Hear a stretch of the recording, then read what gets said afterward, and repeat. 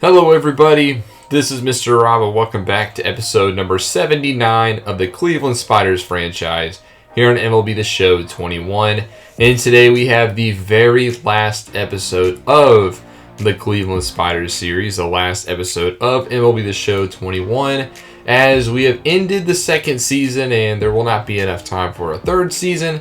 So this will be it. We're just going to recap year two, talk about what happened, kind of talk about this series as a whole, as well as the plans going into MLB The Show 22. So if you're excited for this one, make sure you drop a like and subscribe down below, especially if you want more franchise content. All you have to do, follow the instructions you see on the screen. Now, the Spiders made the playoffs, but we got rounded in the ALDS. Remember, this was a very odd year as the lockout shortened the season, and then we made it to the ALDS. Once it resumed, I got swept by the Angels despite being the 1 seed in the American League. The Angels did end up going to the World Series. They lost to the Dodgers in the Freeway Series Special Edition 4-0, and for the third straight season, the LA Dodgers were crowned your World Series champions, something that hadn't been done since the Yankees did it from 99, I think, to 2001. So congrats to the Dodgers. Now to talk about the actual regular season. Now it's a very weird year. Like I said, we didn't play a whole 162 games. We only played 60. Clubs basically played anywhere between 58 to I think like 61, 62 games. And then the lockout happened. So players were locked out. Players and owners couldn't come to an agreement. It took months. But eventually in September, baseball had restarted. And at this point, all the regular season was gone. So what's the owners and players decided to do is just start off with the postseason. They took the standings that were as is, and that was the standings going into the playoffs. So we'll take a look at the standings in the shortened season.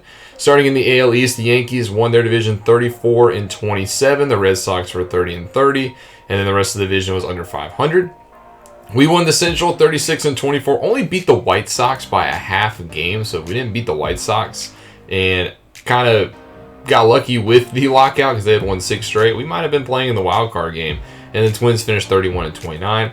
In the West, the Athletics 35-26 followed the Angels, the team that represented us in the American League, 32-29. And the Astros, last year's AL representatives, they only finished 30-31. Wild card went to the White Sox and the Angels. In the NL, the best team in baseball in the regular season at least was the Mets. They went 43-17, but unfortunately got bounced in the NLCS. I really thought they had a chance. And then in the NL Central, the Cubs won that division 33-26. They beat the Cardinals by 2.5. And in the West, it was the Dodgers 37-25. The Padres were right there with them, 35-24. But the 2 wild cards were the Padres and the Phillies. Now we'll talk about the player stats in the shortened season. So let me go and take a look at, just kind of talk about all of our players. We'll start off with going by position.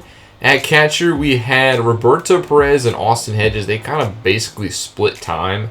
Austin Hedges had the more games played at catcher, and what has kind of become the norm is he doesn't hit above 500. He only hit 164 in his 35 games played, 3 home runs. More of a defensive catcher. He would have been a free agent after this year, so I doubt I would have kept Hedges around long term. The other catcher, Roberto Perez, in 26 games, he only hit .202, which is a little disappointing because we paid him $12.5 million. We re-signed him to that big 1-year deal. He would be a free agent again, and I doubt Perez would have been brought back. He's kind of been a disappointment. I like having him. He is a elite defensive level catcher, but I wouldn't pay another, $10+ million for Perez probably. So he probably would have been replacing the catcher going into the offseason. At first base was the best, I'm going to say a best hitter on the team this season was Josh Naylor. Naylor in 50 games played hit .289 with 13 homers and 40 RBIs. He was well on his way to beat his career high, as you can tell, in home runs at least. He home run every 14.4 at bats. That was almost half, or it was over half of what he did last year. Hit .289, just hits so well. OPS was his highest, career highs in about every category. Naylor really stepped up, and especially at age 24, I wasn't sure going into this series if Naylor would be the everyday first baseman, but he really solidified himself. Josh Naylor played phenomenal. The other first baseman we had listed on roster at this point was Jake Bauers, who played in 7 games off the bench. He hit .217. He had the home run in his debut game of the season, and then didn't really do much offensively after that, but just another kind of power bat to have. At second base, there was Donovan Solano, the 1-year contract guy we picked up from the Giants, and he was second in the American League, hitting .338. Only had 1 homer, but the contact guy that we needed. Solano came up with so many clutch base hits. He had so many walk-offs, and Solano was really that guy we needed. He would be a free agent. I definitely would have made it a top priority to re-sign Solano, but Solano has done a very good job at second base. Third base was Jose Ramirez, who had a very down year. He only hit .237, played in 51 games, 10 homers, 26 RBIs. You can see his ratings were solid across the board at age 29. His slugging was down, though. His OPS was way down. His home runs per at-bats was a little bit higher. He was still homering at a pretty solid rate as compared to where he did last year, but just a little bit down year, I would say, for Jose Ramirez. He would have been a free agent, so he would have been the hardest guy to probably keep. With the Spiders in Cleveland just being kind of a smaller market, not sure what it would have looked like for Jose Ramirez going forward. At shortstop, there was Andres Jimenez, who started the season like a ball of fire, but ended up only hitting .235 and 5 homers. A little bit of a down year for him after the month of April. Did not have a very good month of May. June wasn't that good for him either. His home runs per bat was not as high. He was not hitting at the exceptional clip he hit last year. 22 home runs. I had a feeling that might be a fluke. But Jimenez was definitely going to be the shortstop we were going to build around. A lot of these guys on roster we had at a very young age. Jimenez was only 23, so we had the future in place. Unfortunately, we just couldn't get to that point. In left field, there was Eddie Rosario, who hit .251, 9 homers, 30 RBIs at the age of 30. Probably wasn't as good as he hit last year. His average was down, his OBP was down, his slugging was down, his OPS was down, his home runs per at-bat was a little bit higher. So not quite the year we expected last year of Eddie, where we ended up re-signing him to that 1-year deal. Not sure if I would have kept Eddie around again. I think this probably would have been the year we let him walk, considering we have such a logjam in the outfield. But Eddie, for the 2 years that we had him, definitely did his part. At center field, Ahmed Rosario, who had a very good 2021, did not have as good of a 2022. He had .241 with 4 homers, 19 RBIs. He led the league in doubles last year with 43. He had 12 this season. So a little bit down. He was been our leadoff hitter for, I would say, the entire series, and he was probably going to stay in that role. At least his contact versus lefty was in a very good spot. He's an 80 overall now, A potential, still only 26, and he was on the books for next year as well. Yeah, Ahmed he was the main guy we got in that Lindor trade before the series began, so Ahmed, definitely a future of this team. Sorry, my throat's a little raspy today. In right field, we also platooned there this year. Adam Eaton played 47 games at right field. He also came over on a 1-year deal from the Chicago White Sox. Down in the average-wise, he hit 7 home runs, 22 RBI, so power numbers were a little bit better. His average was a little lower, though, but he made up for it with his slugging. I liked Eaton. He definitely came through clutch. Definitely a good 1-year rental. Not sure if he would be back next year, but I would have liked to keep Adam Eaton going forward. In right field, we had Jordan Luplow, who played 39 games. He hit .264. More of a platoon guy this year. Last year, he hit 24 and 71. His average was higher, but just using more of that, hit against lefties, which he is better at, so that's probably why his averages and stuff are a little higher. But Luplow at 82, he was still on roster. A nice, solid outfield piece to have. A couple of the guys that we didn't talk about, Owen Miller played in 40 games, and Owen Miller might be that surprise prospect of the season, or of the series, excuse me. In the first year, the second ever prospect spotlight I did, or the second Down on the Farm episode I did, was Owen Miller, and Owen Miller has C potential, so it's kind of an odd pick, but he kind of outshone his potential in my opinion. This is kind of where I wish MLB The Show would do a better job at the potential system, because I think he kind of earned it. He hit .272 last year in 58 games, and then in 40 games this year, he's hitting .284, so that's good numbers. And at 24, I think Owen Miller's ceiling should increase, and he definitely proved, at least in this series, to be a very valuable utility player. Other players, Francisco Reyes only played in 4 games this season. You saw the impact that Francisco Reyes had in the ALDS for us. So unfortunately, we didn't get to experience that during the regular season, but he definitely helped us despite us not winning a game in the postseason. On the pitching side of things, we'll start with the starting pitchers, and our ace this year was Aaron Civale, and Civale had to step up because of the injury to Shane Bieber. Bieber basically missed all of the season, so when you lose your AL MVP and 2-time Cy Young Award winner, you need somebody to step up, and for the second straight year, that was Civale. 12 starts, 8-2 record, 2.52 ERA. WHIP was a 1.07. That's almost ace level numbers. I actually would say it's ace level numbers, but fortunately for us, our pitching was the anchor of this team throughout the series, and Civale, we were lucky to have him, and only still under arbitration for the next 3 years. Second was Zach Plesac, who had a down year. Plesac had a 4.91 ERA this year. This is after he had a 3.01 last year, so his ERA almost went up a whole 2 points. Made 13 starts, only went 3 and 8. Gave up 18 home runs in that span. That is a lot higher. As you can see, his home run per 9 doubled. His walks went down, his strikeouts went up, but he was just giving up the long ball too much, and that hurt him. So Plesac, though, a nice solid pitcher. He did better in 2021 than he did in 2022, though. A player that we acquired right before the end of the lockout that we never saw was Chris Archer, so I'm not really going to talk much about him. We actually never got to see him in a Spiders uniform, but he pitched in 3.89 with the Rays this year. Logan Allen, 4.13 ERA. He had a very good 2021, and to me, he had solidified himself as a back end of the rotation kind of pitcher, and I still think he can be, despite his ERA going up by a full point. His WHIP went up by 0.1. Strikeouts were down. His walks were down, though. Home runs per 9, about the same average. So Logan Allen, a nice, solid back into the rotation pitcher. Another starting pitcher we acquired this season, Charlie Morton. We acquired him from the Braves. He was to help us when Shane Bieber went down. Showed that he still had a little bit left in the tank. He had a 2.72 ERA this season. Only started 4 games despite pitching in 20. But he would have been a free agent in the offseason, so Charlie Morton was nothing more than just a 1-year rental this year. In the bullpen, this is kind of where we started to struggle this year. The bullpen kind of let us down, and they definitely let us down in the postseason. Whitgren got the most innings out of the pen. He had 32 appearances, 34 1/3 innings pitched, 3.41 ERA, pretty reliable in the mid-innings. Emmanuel Clase did not have a good year. He fractured his head last year, so he only played in 26 games. But this year, he had a hard time finding that same form. 5.03 ERA, walks were kind of an issue. His walk per 9 doubled. His home run per 9 went up. He wasn't striking out as high of a clip. 9.79 for K per 9, still very good. But Clase just had a hard time finding that rhythm he had before the big injury.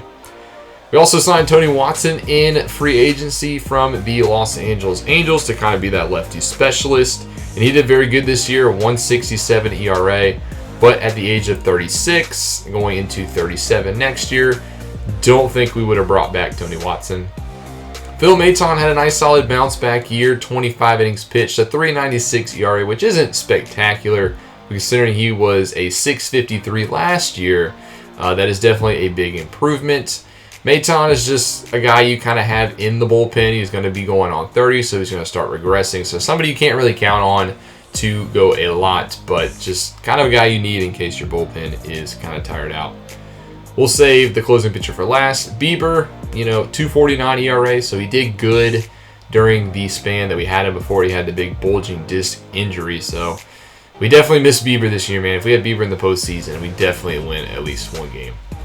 Jordan Hicks, who was probably the best pitcher in all of the organization this year, acquired last year from the Cardinals when Clase went down to fill Clase's role, and he did perfect. 21 1/3 innings pitched, 0.42 ERA, only gave up 1 earned run all season. Unfortunately, did not find the same success in the playoffs. But Jordan Hicks, you want to set up, man. Hicks is your guy. And then we had Cal Quantrill, who pitched in 20 2/3 innings pitched. He started off in AAA this year. We saw him last year as well.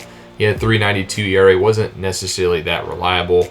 And then Scott Alexander, another guy we acquired last year from the LA Dodgers in the deadline deal that sent Cesar Hernandez over there. He was a lefty specialist, 3.38 ERA, another guy who had his ERA up by a full point.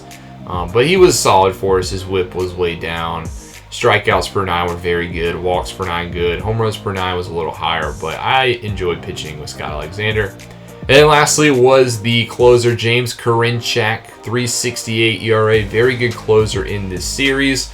Got off to a very rocky start to begin the season. He blew 2 quick saves, but he ended up with 22 saves and 24 appearances, and that was a American League best. So that was the player stats. We'll go take a look at the league leaders, just kind of see how the league unfolded in this shortened season. Batting average leader was Mike Trout. He hit 347, followed by Solano in second, and then Jared Walsh and Fletcher. Part of the reason why the Angels went to the World Series, they just had good hitters this year. Solano did lead the way in hits, though. Doubles was Whit Merrifield this year. Triples was Luis Robert. Home runs was JD Martinez. He hit 19, followed by Willie Adames, who had 18. And then Trout, Santander, and Bregman all had 16. Also, your RBI leader with 52. And then stolen bases, Donovan, the newest Astro. He was signed to replace Carlos Correa. He stole 15 bases. Slugging, it was Trout. OPS was Trout. And then on the pitching side of things, Aaron Savali and Chris Bassett both tied the American League with 8 wins. Saves, there is Karinchak with his 22 saves, 4 over second place being Roberto Osuna. ERA leader was Garrett Cole, 2.08 ERA, followed by Chris Bassett, Mike Fultonevich, John Means, and Aaron Savali. And then on the strikeouts, Garrett Cole had 94 strikeouts. Chris Archer was second, even though he never pitched an inning for us. On the pitching war was Garrett Cole, and then batting war was Mike Trout. In the National League, Manny Machado led the way in the National League, hitting 343, followed by Colin Moran of the Pirates. Hits was Ozzie Albies. Doubles was Trey Turner. Triples was Scott Kingery. A lot of guys with 3 in the National League. Home runs in the National League, Rhys Hoskins had 23, and that was a Major League best. Ronald Acuna Jr. is second at 19, and then Christian Yelich, the former MVP, with 15. Also led with RBIs with 50. That was not a Major League best. Stolen bases, Tim LeCastro had 17 for the Diamondbacks. OPS was Christian Yelich. On the pitching side of things, Trevor Bauer, had 9 wins. And then saves-wise was Jose Alvarado of the Phillies, so both Alvarado and Karinchak tied with 22 saves. Clayton Kershaw, even at the age of 34, still had the best ERA in the National League, 1.66, followed by Bauer, 1.67. Strikeouts, Jacob deGrom, 108 strikeouts. He was striking out batters left and right. Pitching war was Jacob deGrom, and batting war was Cody Bellinger. Now let's take a look at the awards. We never took a look at the awards in the shortened season, so the way I'm just going to look at it is whoever's at the top, they win the award for that season. In the American League, JD Martinez would have won MVP. Don't know if I agree with that. I think it would have been Trout, but Martinez gets an MVP. Cy Young, Lance McCullers Jr. with a 3.08 ERA, 86 strikeouts, 6-1 win-loss. Savali got second. Batting title goes to Trout. Reliever of the year, Jose Leclerc, 13 saves, .60 ERA. Interesting that Karinchak is not even anywhere up there. Rookie of the year, Brandon Marsh hit 275 with 7 homers and 26 RBIs. I think that is deserving. Hank Aaron, Mike Trout. Gold Glove was Carlos Rodon. Sean Murphy was the catcher. Evan White was the first baseman. Brandon Lowe, second base. Josh Donaldson, third base. Jose Iglesias, shortstop. Eddie Rosario got Gold Glove for us, so we get our first award winner. Alex Verdugo was the center fielder of the Red Sox. And then Austin Meadows of the Rays was the right fielder. Silver Slugger DH was JD Martinez of the Red Sox. Catcher was Gary Sanchez of the Yankees. First baseman was Vladimir Guerrero Jr. of the Blue Jays.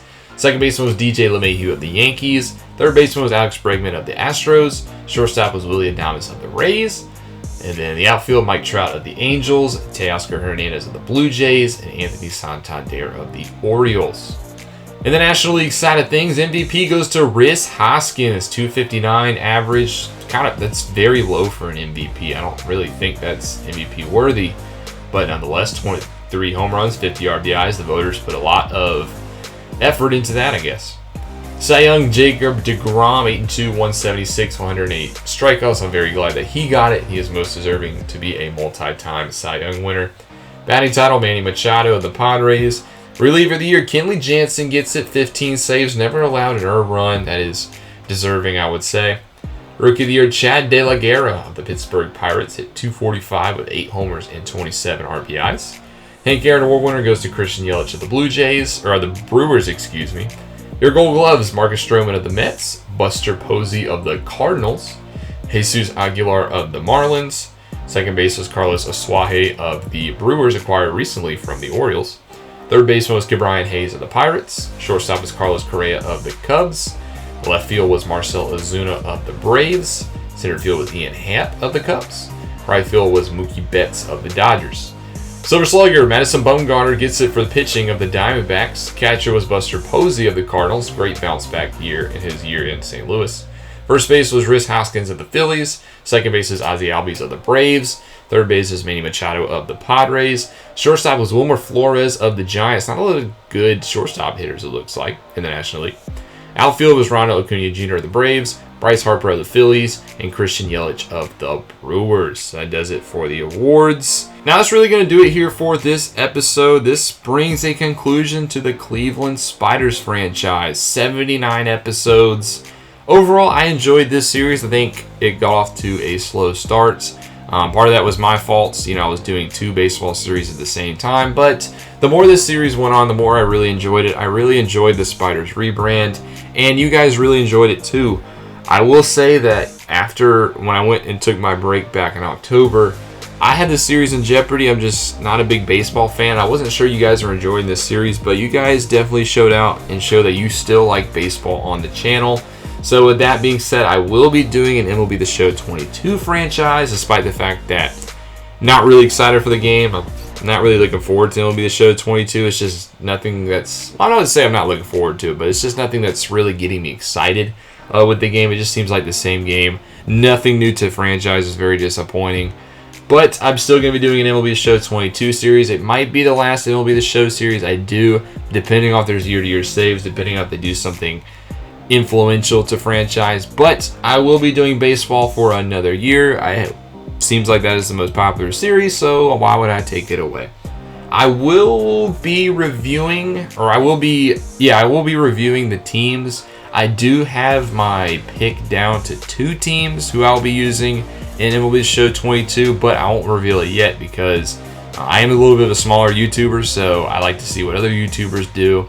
I like to try not to pick teams that they might do so I can get a little bit more exposure. But if you like my series and you want to see me get more exposure, just hit the subscribe button down below. Maybe retweet my tweets, share the episodes, grow the channel. I do love you guys so much, and I'm glad that you guys are along for the ride.